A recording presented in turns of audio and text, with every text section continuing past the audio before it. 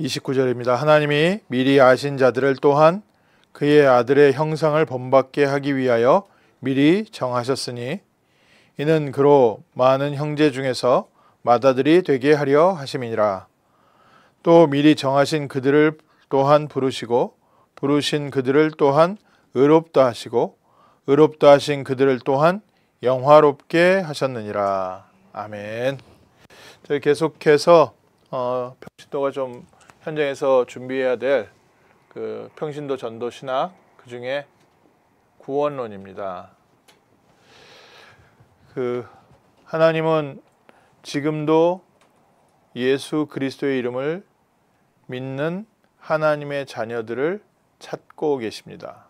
그래서 구원은 계속해서 주님 재림 오시는 날까지 이루어지는데, 예수님의 말씀에 모든 민족에게 이 복음이 증거된 이후에 그때서야 끝이 올 것이다. 그래서 예수님의 재림 시기는 언제냐? 하나님께서 작정해 놓으신 자들이 전부 다 구원받을 때까지. 그래서 이 구원론이라는 것은요, 성경 전체의 주제어입니다. 하나님께서 성경을 왜 주셨습니까? 우리를 구원하기 위해서 주셨습니다. 그리고 구원의 방법은 무엇입니까? 창세기 3장 15절, 그의 독생자 외아들을 보내셔서 누구든지 저를 믿는 자는 영생을, 생명을, 구원을 주셨습니다. 그래서 이 구원론만큼 우리가 중요한 부분이 없는데, 대부분 많은 성도들이요, 의외로 이 구원에 대한 확신이 없습니다. 내가 구원받은 하나님의 자녀입니까? 오늘 죽으면 정말 천국 갈 자신이 있습니까? 했을 때 거의 대부분 흔들리고 있습니다. 구원받은 증거를 어디서 얻냐? 내가 기도하다가 방언합니다. 내가 이만큼 하나님 앞에서 합니다. 사실은 구원에 대해서 전부 다 대부분 성도들이 흔들리고 있는데, 목사님들도 흔들리고 있습니다. 목사님들도 현장에서 전도를 해보시거나 목사님들을 만나보셔서 구원에 대한 대화를 얼마나 해보셨는지 모르겠는데, 어떻게 구원받습니까?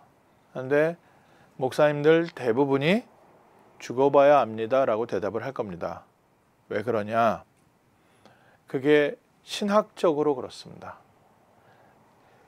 지금까지 두 가지 신학의 흐름이 계속 흘러오는데요, 하나가 칼빈주의고 하나가 알미니안주의입니다. 그게 이제 과거에서도 펠라기우스파라든지 이렇게 계속해서 예수 초대교회 때부터 계속 두 가지 하나의 흐름이 왔는데, 무엇이 왔냐? 지금 현재로 이렇게 얘기를 하자면, 오늘 읽은 성경 본문에도 나와 있는 것과 비슷한 부분인데,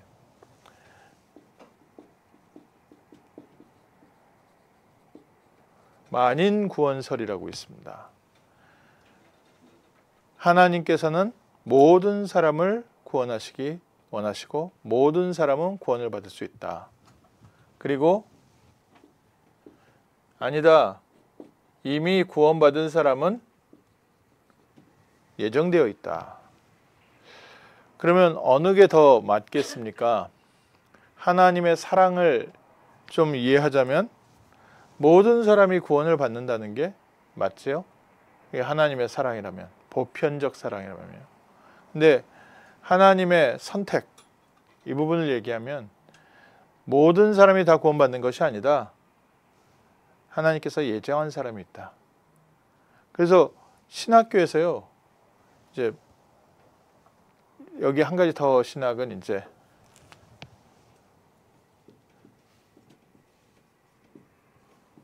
자유주의가 있죠.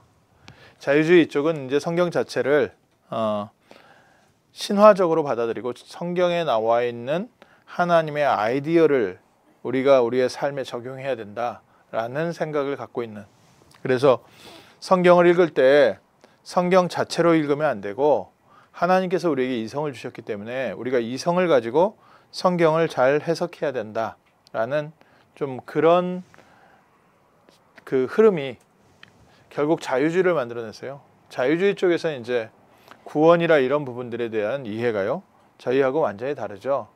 예를 들어서 남미에서 시작된 해방신학, 이런 경우에는 남미 같은 경우에는 수탈당한 지역 아닙니까?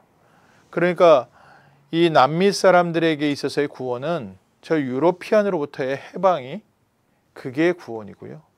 가난으로부터 해방, 무언가 이 유럽 사람들과 함께 아니면 유럽의 2세들이 그래서 그 안에서 모든 부와 모든 권력을 갖고 있으면서 밑에 서민들은 또 거기 원주민들은 다 수탈당하고 있다.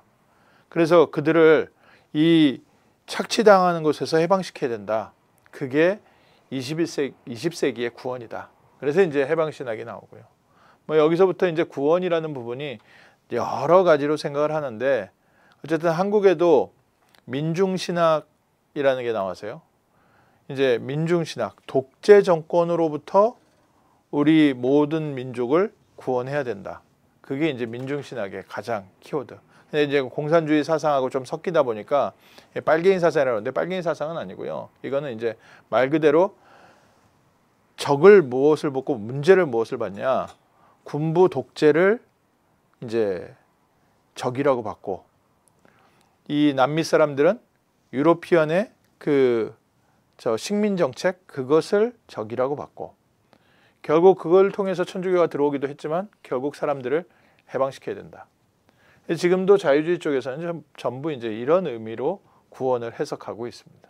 그러니까 구원이라는 것은 자아 실현하는 것이다. 그래서 내가 좀 더 인간다워지고 하나님의 모습으로 살아가는 것. 그러니까 지옥에 대한, 죽어서 지옥 간다, 이 부분에 대한 고민은 별로 없습니다. 영원한 것보다는 이 땅에서 어떻게 살아가느냐, 이 부분에 대한 부분들의 생각이 많고요. 지금 미국의 신학교에 가장 절대 다수는 자유주의 신학을 하고 있습니다. 그러니까 자유주의 신학이 그렇게 많아요? 예, 자유주의 신학이 많습니다. 그래서 이 자유주의 신학에서 좀 우리가 바른 복음주의자 회복해야 된다 해서 복음주의라고 나왔는데, 복음주의가 그래도 미국의 지금 전체적인 교회에서는 가장 영향을 많이 미치고 있죠. 근데 이 자유주의가 신학교는 완전히 다 사로잡고 있습니다. 마치 예수님이 오셨을 당시에 바리새인들은 율법대로 살려고 하고, 사두개인들은 성경을 가르치는 서기관들이었고 레위인들이었는데, 이 사람들은 주로 오히려 부활, 영적인 거 이런 거 안 믿어, 천사 안 믿는 사람들이었어요. 이 사람들이 성경을 가르쳤어요. 그림이 좀 비슷하죠.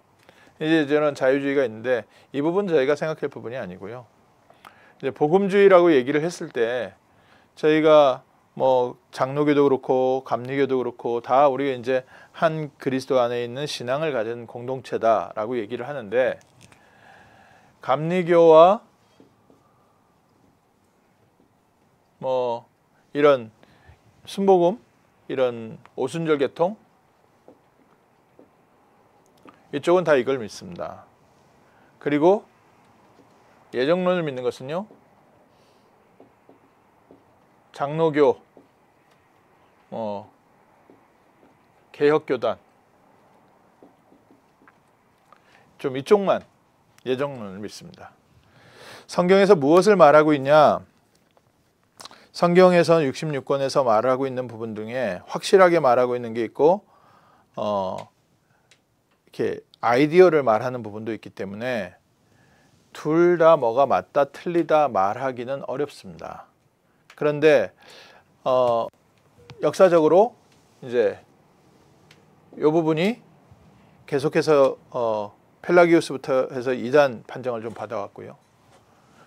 이 칼빈 통해서 종교개혁 이후에 신학을 정리를 했는데, 칼빈의 반대편에 있었던 칼빈 교육을 받고 이건 아니지 않냐, 이 이제 구원의 야증론 이거 얘기를 하면 뭐가 돼요? 좀 사람이 굉장히 율법적이 되면서도 또 뭐냐면은 한번 구원받으면 영원한 구원이다 하니까 그 다음부터 이제 쉽게 말하면 마음대로 살아도 되는 겁니다. 특히 이때 당시 중세의 이때는 교회를 간다는 부분은 교회 앞자리부터 이렇게 앉는데 헌금 낸 순서대로 이렇게 앉거든요.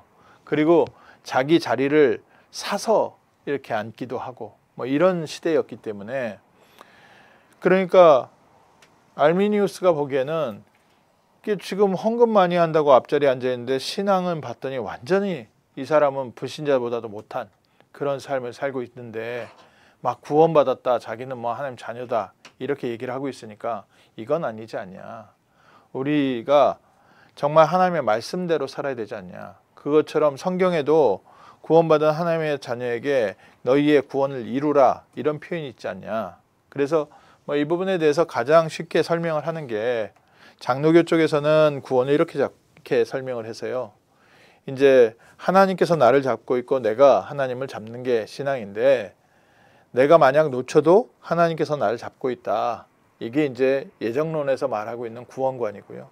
감리교 쪽이나 저 온순정 계통에서 이렇게 잡고 있어서 하나님과 내가 함께 잡고 있는데 내가 만약에 놓치면 손이 빠진다는 거예요. 그래서 신인 합작론, 그래서 하나님과 인간이 어느 정도 그 조건이 맞아야 구원받는다. 그래서 예수를 믿는 것은 구원의 첫 번째 조건이고, 예수 믿고 나서 내가 그 구원을 잘 지켜나가야 된다라는 신학을 하는 교회들이 숫자가 훨씬 많습니다. 침례교 쪽은 이 두 사이에서 침례교는 좀 믿고 있고요. 그러면 교회 입장에서는요, 뭐가 더 좋겠습니까? 교회 입장에서는요, 이게 훨씬 좋습니다. 성도들한테 똑바로 살라 그러고요, 헌금 제대로 하라 그러고, 또 성도들을 이렇게 쉽게 얘기해서 교회 입장에서 뭐 이렇게 악한 표현으로 하면은 함부로 하기 싫은데, 쉽게 말하면 이쪽의 분들이요, 삶을 하나님의 뜻대로 살기 위해서 더 노력합니다. 이제 이쪽에 오면요, 구원에 대한 부분이 아니라 이제 뭐에 강조가 되냐면은, 예수님께서는 우리를 구원해 줬는데 너는 나에게 뭘 주고 있느냐. 그러니까 이제 예수님한테 갚아가는 거죠. 생명까지 주셨는데 너 술도 먹고 너 예수님은 너를 위해 피 흘려 죽었는데 너 주일날 교회도 똑바로 못 와? 너 이제 점점 이제 그것만 남는 거고요. 이쪽은 교회 안 나와? 너 그 구원 취소될 수도 있어. 혹시 구원 못 받은 걸 수도 있어. 이러니까요. 이제 그 장단점이 있죠. 그런데 어쨌든 성경에서 말하고 있는 것은 예수 그리스도 안에 있는 구원. 근데 오늘 성경 본문에 우리는 무엇을 믿습니까? 성경에 나와 있는 부분들, 로마서 8장 29절에 확실하게 얘기하셨죠. 미리 아신 자들을 또한 그의 아들의 형상을 본받게 하기 위해서 미리 정하셨다. 하나님께서 이미 예정해 놓으셨다. 우리가 하나님을 찾기 전에 미리 정하신 그들을 부르셨고, 미리 정해신 그들을 부르시고 그들을 의롭다 하시고 또한 그를 영화롭게 하셨느니라. 영원한 구원 가운데로 우리를 인도하고 계시다. 이 성경 구절 하나만 딱 그런 게 아니라요, 성경 전체적으로 하나님께서 우리를 구원하시고 우리를 붙잡으시고 우리를 인도하고 계십니다. 그래서 우리는 이게 맞다라고 믿습니다. 그리고 현장에서 확인을 해봐도 이게 맞지 않냐. 근데 왜 이 부분에 대해서 더 주장을 하냐. 우리의 신앙생활의 자세는 오히려 감리교와 같은 자세여야 됩니다. 전도자의 삶을 살고 우리의 삶에 정말 하나님의 그 언약을 붙잡고 언약의 흐름을 따라 인도받고, 예정론 같은 경우에는 우리가 어디 가서 구원 전도한다, 그 부분에 대해서 굳이 갈급할 필요가 없어요. 하나님께서 필요한 사람들은 언제든지 부르기 때문에, 그렇기 때문에 내가 굳이 전도 안 해도 되죠. 땅끝까지 갈 필요가 아니라 하나님의 계획이 예정론이기 때문에, 이쪽은 오히려 이제 본격적으로 우리가 주를 위해서 세계 선교해야 된다 얘기하고, 이쪽은 우리가 구원받았으니까 네 구원받은 거 하나님한테 잘 지켜라. 이제 구원에서 나 개인 구원에서 끝나버리는 좀 그런 문화가 있죠. 그래서 맞다 틀리다라고 보기에는 좀 심한 말이고, 우리는 성경에서 말하고 있는 하나님께서 말씀하시는 구원, 이 구원은 무엇입니까? 이 자유주의가 말하는 육신적 구원이가 사회적 구원이나 뭐 정치적 구원이거나 경제적 구원을 얘기하는 게 아닙니다. 우리가 말하는 것은요, 구원은 창세기 3장의 근본 문제에서 해결되는 겁니다. 그래서 이 부분에 대해서 그 풀러에서 신약학 그 교수를 했던 좀 유명한 김세윤 박사님이라고 있어요. 우리 다락방하고는 좀 색깔이 좀 안 맞는데, 그래도 이제 그 신학학자의 얘기로 에베소서 2장 1절, 죽음으로부터의 해방이 구원이다. 죄와 허물로 죽었던 너희를 살리셨도다. 구원은 우리에게 새 생명을 주셨다는 겁니다. 어떤 죽음입니까? 우리의 육신적 죽음도 있고 우리의 영적 죽음도 있지만 이미 우리는 영적으로 하나님 떠나서요 죽어 있습니다. 이 죽어 있는 우리에게요 예수님께서 새 생명을 주셨습니다. 요한복음 3장 16절. 우리에게 들어온 이 생명을요 오늘 우리의 삶에 함께 누리는 것, 이걸 보고 구원이라고 합니다. 예수 그리스도께서 십자가에서 요한복음 19장 30절 다 이루었다. 무엇을 이루었냐? 구원의 조건을 다 이루셨다. 창세기 3장 15절에 언약이 완전히 성취된다. 그래서 우리는 어떻게 구원받습니까? 우리는 믿음으로 구원받습니다. 요한복음 1장 12절. 영접하는 자 곧 그 이름을 믿는 자들에게는 하나님의 자녀가 되는 권세를 주었느니. 로마서 10장 9절 10절에 사람이 마음으로 믿어 의에 이르고 입으로 시인하여 구원에 이르느니라. 우리의 구원은요 믿음으로 구원받습니다. 근데 현장에 가보면 또 부딪히는 사람들 중에 왜 구원이 흔들리냐, 이 행위 구원에 대한 부분. 이 알미니안 쪽에서는 행위가 구원의 조건은 아니고요 구원을 지키는 부분이라고 얘기하는데, 이제 좀 이 알미니안과 다르게 우리가 조금 이해해야 되는 게 유대교라든지 그 주로 유니테리안들이라고 하죠. 그 여호와 증인, 몰몬교, 그리고 천주교도 여기에 좀 속하는데 뭘 얘기하냐? 우리의 행위로 우리가 구원을 받는다. 우리의 행위가 우리를 구원시킨다. 그러니까 이제 천주교는 여기에서 약간 반이에요. 예수 믿는다라고 얘기하면서 뭘 강조하냐? 7성례를 강조합니다. 7번의 성례를 거쳐야 구원을 받는다. 그래서 구원은 어디에만 있냐? 예수 믿어서 구원받는 게 아니라 교회 안에 있어야 된다. 예수님께서 교회를 세우신 거 아니냐. 그래서 교회를 떠나면 구원받지 못한다.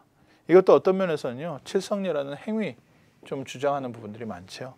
그래서 천주교인들하고 이렇게 얘기했을 때 구원의 확신이 없는 것은 본인이 열심히 교회를 다니고 있을 때는 대부분 또 그 교회에 소속된 그 소속감으로 구원을 말하고요. 내가 조금 교회에서 신앙생활이 떨어져 있을 때는 전부 다 흔들리고 있습니다. 왜냐? 이게 이제 교회를 떠나 있기 때문에. 천주교에서 개신교회는 구원이 없다고 얘기합니다. 그래서 이단이라고 얘기하고 아예 구원 못 받는다고 얘기합니다. 왜냐? 베드로에게 주신 열쇠로 세워진 교회에서 이탈했기 때문에. 그래서 동방정교회도 인정 안 하고, 그래서 교류는 하지만 크게 인정 안 하는 게 자기네들이 진짜 예수님 베드로의 대를 이은 교회다. 그래서 교회 안에 들어와야 된다. 그러니까 중세교회 때 교회가 어떻게 그렇게 횡포를 부렸냐? 바로 이 이론 때문에 그랬어요. 이 신학 때문에. 교회를 떠나가는 순간 나는 지옥 가는구나. 그러니 마음이 약한 사람이나 성격이 약한 사람들은요 교회가 시키는 대로 할 수밖에 없고요. 그 백성들이 그렇게 교회의 횡포에 휘둘리고 있으니까 영주들도 천주교의 말을 들을 수밖에 없는 거예요. 이게 이제 일반 백성들의 민심을 누가 움직이고 있냐면 천주교가 움직이고 있으니까. 영주가 함부로 할 수 없는 거죠. 내가 뭐 날 따라와라 그래도 너네 그렇게 저 영주 말 들으면 지옥 가. 그러면 그 순간에 그 사람들, 그때 당시 교육 수준 이해하지 않겠습니까?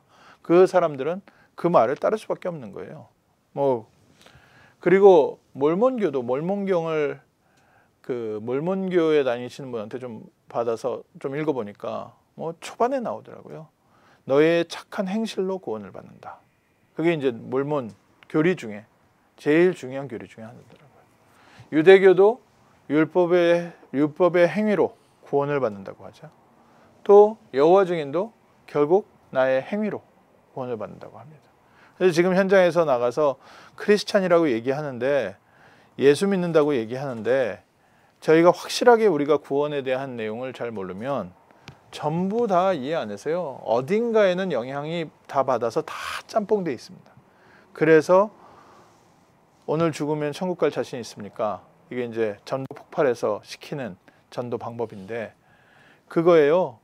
크리스찬이라고 하는 사람들이 다 흔들리고 있습니다. 그래서 우리 확실하게 구원 전해야 됩니다. 또 초대교회 때부터 온 영지주의.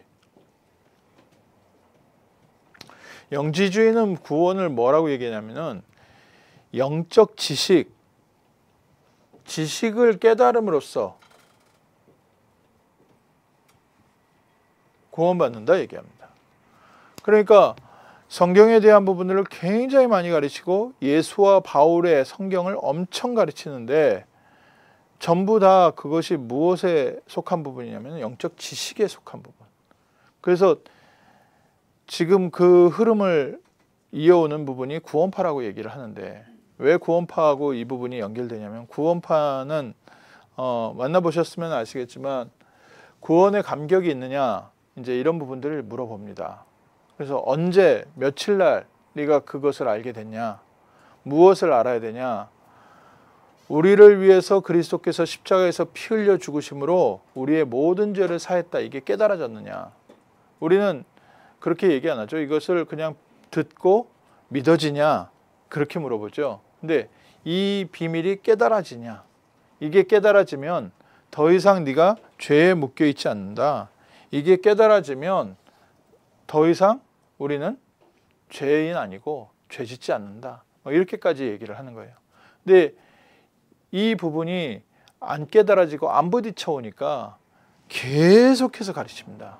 이걸 막 설교를 1시간 반씩 막 하면서 2시간씩 설교하면서 계속 죄사함에 대한 부분들을 해서 어느 날 이걸 계속 듣다 보면 아, 그래서 예수님이 십자가에서 피 흘려 죽으시고 내 죄를 위해서 십자가에서 죽으시고 부활하셨구나. 이게 나한테 개인적으로 딱 뭔가 지적인 깨달음이 온 그때가 구원받는 거다. 성경은 믿음으로 구원받는다고 했는데요. 우리가 이해하지 이건 영적인 건요. 이해가 되는 부분도 아니고요. 영적 지식이 어느 정도 이해돼야 뭐 믿음이 생기는 것도 아니고 믿음은 처음부터 하나님께서 우리에게 주십니다. 제가 이 부분을 이 영지주의와 이 믿음 부분을 현장에서 좀 느낀 게 유치원 아이들 전도하다가 느꼈어요. 유치원 아이들에게 복음을 전하면 유치원 아이들은 웬만하면 얘기 좀 재밌게 하고 뭐 이렇게 그 아이들 눈높이에 맞춰서 대화를 하면 다 넘어오지 않습니까? 그래가지고 이제 한 번은 어린 아이들 그 이제 둘을 놓고서 복음을 전하는데 야, 예수 영접하겠냐고 했더니 끝까지 안 한다는 거예요. 와, 진지하게 들어놓고서는 자기는 안 한다는 거예요. 무섭다는 거예요. 뭐가 무섭은지 뭐가 뭐한지 모르겠는데 야, 이거는 진짜 깨달음이 아니라 하나님께서 주시는 믿음이구나. 우리가 설명을 잘 해서 믿어진 게 아닙니다. 우리에게 그리스도의 복음이 잘 들어와서 우리가 이해가 되고 나서 믿은 게 아닙니다. 좀 왜 자꾸 자유주의로 가냐면요. 우리 이성을 성령 위에다 자꾸 놓으려고 하는데 성령의 역사는요. 우리의 이성을 초월합니다. 그래서 믿음이라는 부분은요. 우리가 듣고 배워서 믿는 게 아니라 듣고 배워서 믿음이 자라지만 이 믿음 자체는요. 하나님께서 주시는 선물입니다. 아무리 들어도요. 안 믿어지는 사람은 끝까지 안 믿어집니다. 아무리 깨달아도요. 이거는 성령이 역사하셔야지 이성적 깨달음은요. 아무리 영적 지식을 깨닫는다고 해도요. 이거는 사람의 이성적 부분이거든요. 그렇기 때문에 이거는 구원이 아니죠. 그래서 지금 많은 그 인터넷에 올라와 있는 글들, 구원에 대한 내용들을요, 조금 이해하면서, 그럼 우리는 무엇을 전하느냐? 우리는 무엇을 전하느냐요? 우리는 하나님께서 약속하신 창세기 3장 15절에 언약을 전합니다. 이 언약을 전하는데 좀 대전제가 있죠. 하나님께서는 우리를 예정하셨습니다. 처음부터 우리를 예정하셨습니다. 네가 태중에 조성되기 전부터 내가 너를 알았다. 다윗을 부를 때는 내가 너의 어머니 뱃속에 있을 때 불렀다. 하나님께서 우리의 어떤 지적 깨달음이라든지 우리의 어떤 행위가 있기 전에 먼저 선택하셨습니다. 야곱과에서 태어나기도 전에 그 어떤 행위가 있기도 전에 하나님께서는 큰 아들을 버리시고 둘째 아들을 선택하셨습니다. 원래 법대로는 어떻게 돼야 돼요? 장자가 이어받아야 되는데 하나님께서 둘째를 선택하셨습니다. 예정. 그래서 우리가 복음을 전하고 구원을 전할 때 우리는 이 믿음 가지고 가서 전합니다. 우리가 전하는 복음을 들을 예정된 사람이 있다. 그리고 이 구원은 뭡니까? 이 구원은요, 우리가 이해할 수 없는 아주 신비적 연합이라는 표현을 씁니다.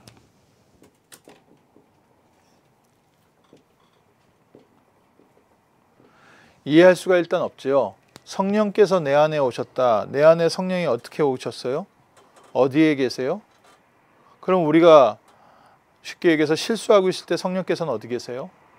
나는 어디 있어요? 그럼 나와 성령이 두 영이 두 개가 같이 있어요? 어떻게 된 거예요? 하나가 됐어요? 아니면 따로 있는 거예요? 우리 알 수 없어요. 신비하게 그리스도와 내가 하나가 됐다. 뭐라고 되어 있습니까? 갈라디아서 2장 20절.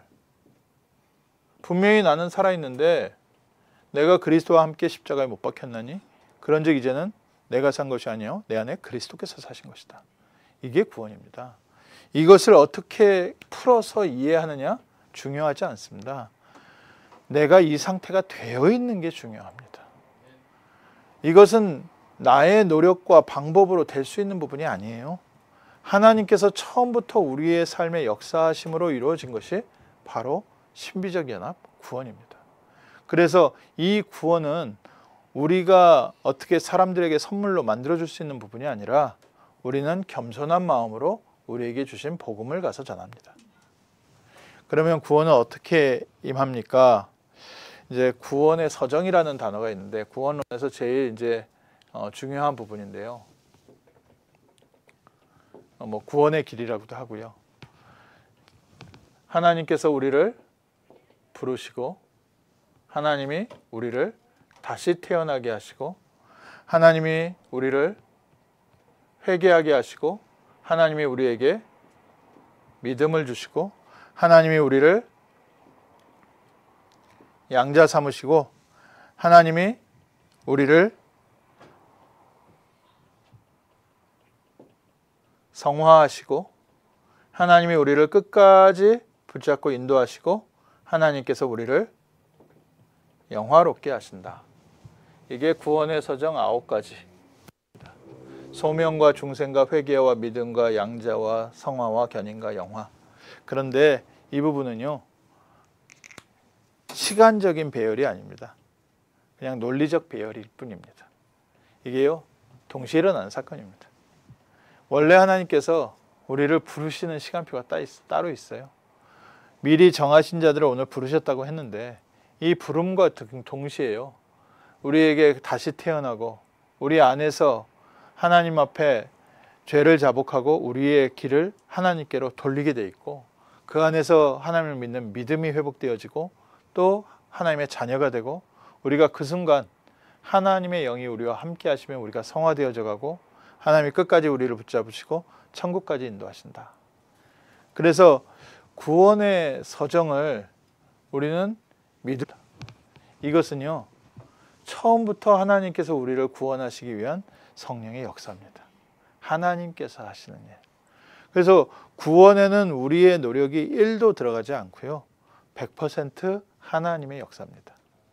그리고 그 하나님의 역사가 지금 나에게도 있는 우리는 너무 소중한 구원받은 하나님 자녀들입니다. 그래서 우리가 받은 구원은 뭐냐? 우리가 받은 구원은 하나님께서 이미 예정하시고 지금 이런 과정을 통해서 우리를 붙잡고 계시고 인도하고 계시다. 근데 만약 우리 안에 계시는 그리스도를 내가 배교하고 부인하면 어떻게 되냐? 성령께서 한없는 탄식으로 우리를 위하여 대신 기도하고 계시다. 그래도 우리의 삶이 끝까지 이상한 삶을 살면 어떻게 됩니까? 고린도전서에 나온 것처럼 그 육신은 사단에게 내어준 바 되고 그 영은 마지막 날에 구원을 얻게 하려 함이라. 하나님께서 구원하신 사람은요 끝까지 견인 끌고 가십니다. 견인차. 그리고 영화, 우리가 영화롭게 되는 게 우리의 행위에 따라서 되는 게 아니라 처음부터 이 영화로운 구원을 예비하시고 우리를 인도하고 계십니다. 그래서 이 부분은 어떻게 됩니까? 창세기 3장 15절 예수는 그리스도라는 사실을 믿을 때 구원받습니다. 그래서 우리가 이런 내용을 가지고 예수 믿으면 구원받는다고 하는 겁니다. 그러니까 다들 예수 믿으면 구원받는다라고 얘기를 하는데 이런 생각을 갖고 있는 사람, 이런 생각을 갖고 있는 사람, 이런 생각을 갖고 있는 사람, 이런 생각을 갖고 있는 사람이 다 달라요. 그러다 보니까 현실의 삶에서는 신앙에서는 자꾸 뭘 가르치냐면은 구원보다는 내가 열심히 하나님 믿어야지라는 행위를 강조하게 돼 있어요. 결국 그 행위를 강조하다 보니까 천주교로 돌아가게 되고 또 바리새인처럼 돌아가게 되고 유대교로 그냥 계속 돌아가는 겁니다. 뭐는 사라졌습니까? 하나님께서 우리를 구원하시기 위해서 지금 전 우주의 역사를 움직이고 계시는데 하나님의 역사는 놓치고 자꾸 우리가 해야 될 숙제만 남게 되는 거죠. 그래서 아름답도다 기쁜 소식을 전하는 자들의 발이요. 하나님께서 우리에게 그 귀한 소식, 복된 소식을 전하도록 우리를 부르셨습니다. 그래서 우리 한 사람 한 사람은요 지금부터요 걱정하지 않으셔도 됩니다.